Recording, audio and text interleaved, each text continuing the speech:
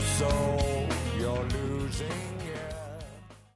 My fellow Americans, welcome to week 11 of America the Beautiful.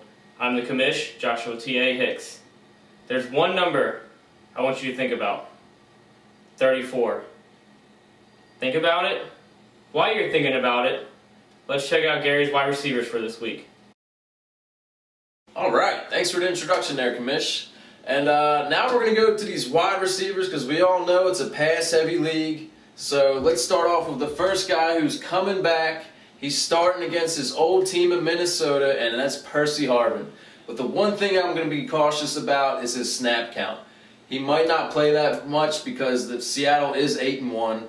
They might not take the time to put him out on the field. So I would also look to Doug Baldwin instead and wait for Percy Harvin until Seattle's bye next week. And maybe week 13 I would start him, especially those who are in playoff contention. So that's one thing to look at. And the next thing is Brandon Gibson's been out on an injury for Miami. This kind of boosts Rashard Matthews' fantasy value. And mainly Tannehill is throwing to his closest wide receivers, mainly because it's two offensive linemen, since we all know that whole controversy between Incognito and Jonathan Martin. Tannehill's going to have to throw the ball really quick. He's going to have to take the three-step drops and just throw it quick because defenses are laying on him with that his two linemen out. So I would look to Rashard Matthews, maybe even Charles Clay for those who are looking for tight ends, and Brian Hartline as well. Brian Hartline's actually picking up too when he's in the slot. So that I would look into. And one more guy I'm going to be really quick with is Kenny Stills from the Saints. He's a good flex play, a good option. He's playing on the opposite end of Marquise Colston. And Jimmy Graham, although he's a great tight end, most teams are going to try and double team that. So Kenny Stills, he's been doing great the past few weeks, so keep up with him too. So that's your wide receivers. The rest will be scrolled on the bottom, my top 20. See ya. All right, Gary, quality wide receiver segment this week, as usual. I'm there. Speaking of this 3-4 number I mentioned previously, Shane jumped from 4th up to 3rd. That's astounding. That's great for Shane. I mean, Beating his wife, that sounds bad, but yeah, he defeated his wife on her birthday. I mean, what a surprise that was for her. He tried to make it up. He tried to sing her a song. He did. Let's take a look at that real quick.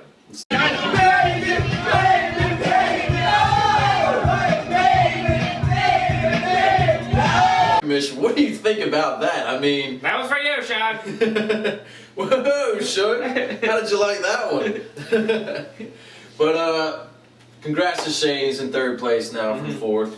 And the next one we got is actually you, Mr. Sweet Cooch Music. I'll take it. I mean, I'm not surprised, but you cooched from behind, taking his beat down to butt fumble.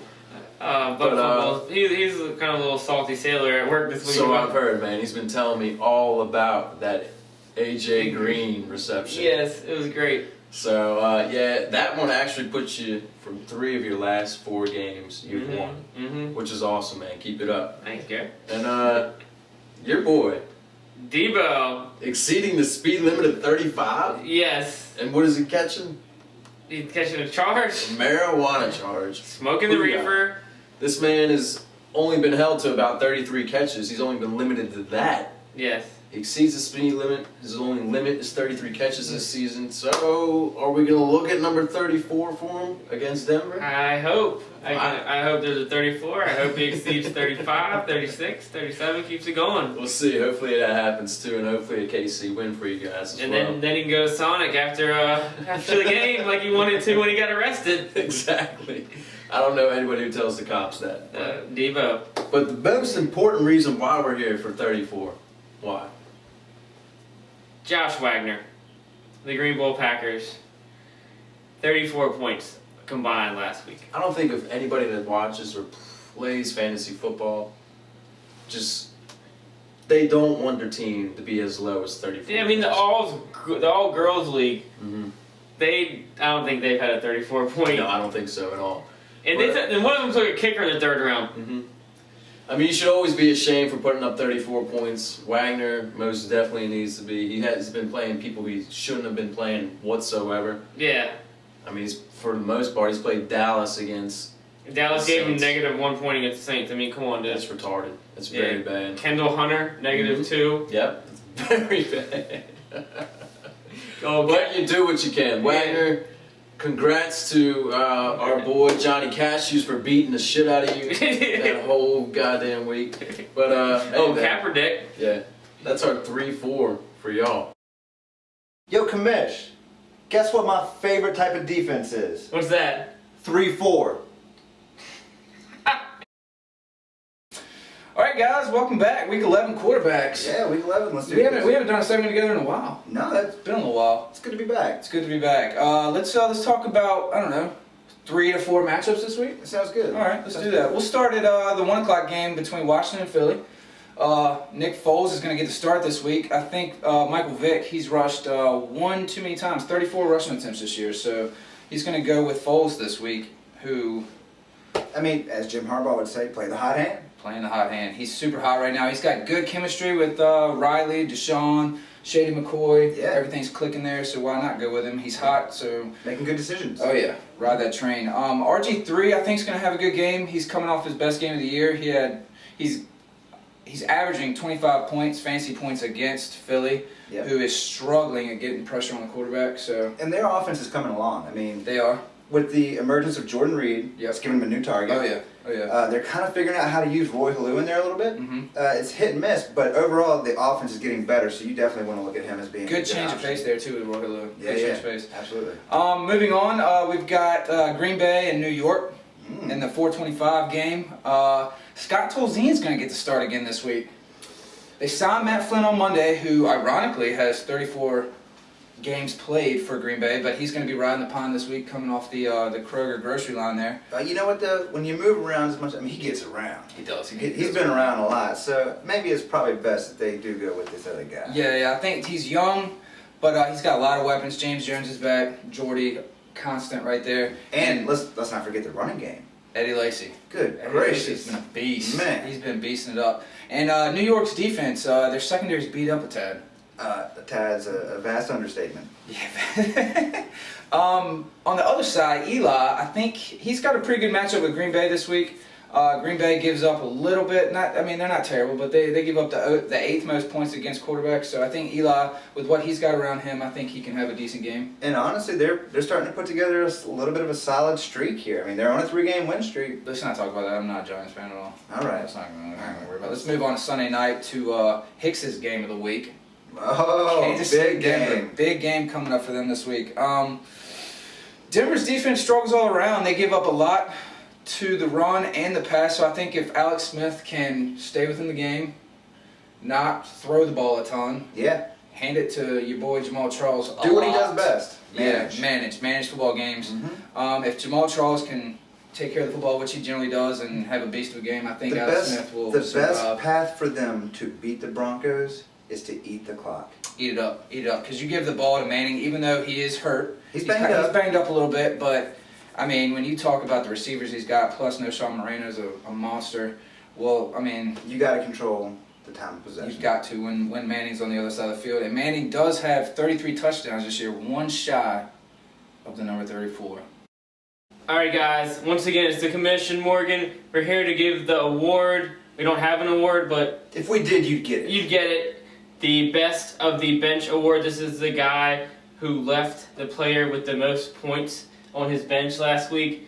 And let's be honest, a lot of America did probably do this. I know I did it in another league. And Greg Peterson, we know that you're in last place and we don't like to beat on you too much, but No. Tavon Austin, 39 points. I didn't see it coming. Nobody saw that coming. 39 points. 39 is more than 34. All right, America, it's time for running backs for Week 11. As usual, I'm Organized Crime, and this week I'm joined by my boy Trey. Multiple go guys, woo! Usually when we team up, we can make some good picks. But I don't have a lot of picks for you today. I have one thing I want to say about this week. You can keep it short. I'm going to keep this short. Cool. This week, I think that Alfred Morris is going to outscore all the other running backs. Boom! That's just what I think. That's pretty much it. It's a good But pick though. It is a good pick. But what I really want to talk about is vintage running backs. All right. Imagine if you will, a time when vintage running backs and the fantasy football era could have merged. People like Walter Payton, Bo Jackson, Earl Campbell, Herschel Walker, all of those guys, I bet you they would have scored, I bet you they would have been dropping 34 points a game. If not more. And you know what the best part is? They all wore number 34. But they were great 34s. That's it, America. Week 11. My American maggots, it's the commish and Morgan here for week 11. Of course, show you our defenses. I want to highlight my number 2 and my number 3 defenses. My number 3, I don't know if I've had them in my top 12 all year. That's the Saints. Man, the Saints are good. Last year, Rob Ryan, before the Cowboys went through all their injuries, he had a top 5 defense in Dallas. They got all those injuries and they went downhill. He got fired. The Saints picked him up. He was a great pickup. He has an astounding run defense. Yes, very much so. They held the Cowboys, who have known to put up some points this season, only held them to 17 points. Yep. So, and then at home against the Niners offense I think is very hit or miss. Yeah, I mean, it kind of begs the question: is Kaepernick in decline maybe, or is it just a rut? You know? Yeah. All right. Well, I agree. Niners iffy. Yeah. Let's go on to the team that beat the Niners last week, Carolina Panthers. Panthers. I have the number 2 this week on Monday night against the Patriots. And everybody says, oh, Patriots. You know what I'm saying? The Patriots, Tom Brady is par at best this year. Let's be honest. Yeah, I mean, he doesn't have any great receivers. Yeah, he's got Gronk back, but I mean that team's got question marks. Yes.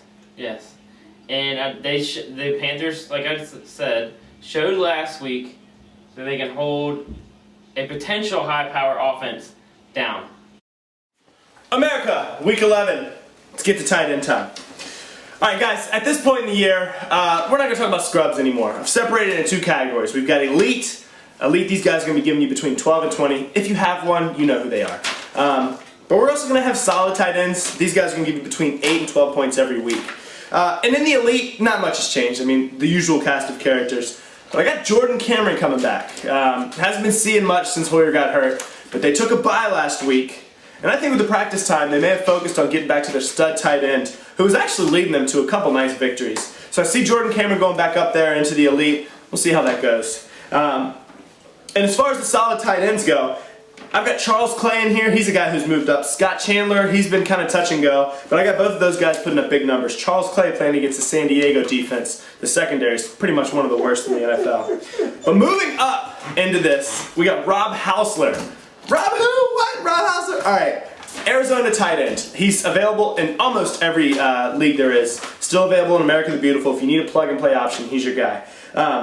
He's playing Jacksonville. Jacksonville has allowed a touchdown to the opposing tight end 6 out of their last 7 meetings. Now you've had guys like Vernon Davis, Julius Thomas, but you got some scrubs in there putting up numbers. Lance Kendricks back in week 5. Zach Miller in week 3 put up 2 touchdowns against Jacksonville. They're allowing the second most points in the NFL.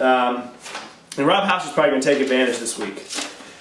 That pretty much looks like it. Delaney Walker, another guy moving up into solid, going to put up some pretty good numbers. But if you need somebody to put in your tight end position for this week in order to make that playoff push, Rob Hausler is your guy. That's it. We'll see you next week for week 12. Good night, America.